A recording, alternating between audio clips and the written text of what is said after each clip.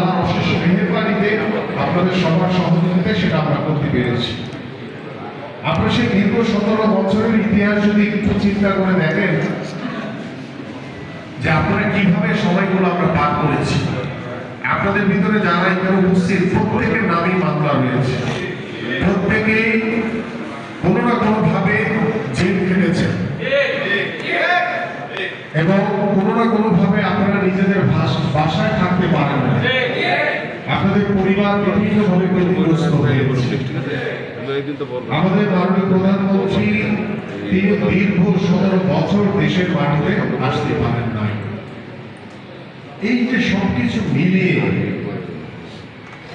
আমরা 5ই আগস্টের পরে আমরা স্বস্তি নিঃশ্বাস ফেলেছি এবং এই জুলাইয়ের আন্দোলনেও আমি যেদিন থেকে আন্দোলনের কার্যক্রম শুরু হয় সেই দিন থেকে আমাদের মাননীয়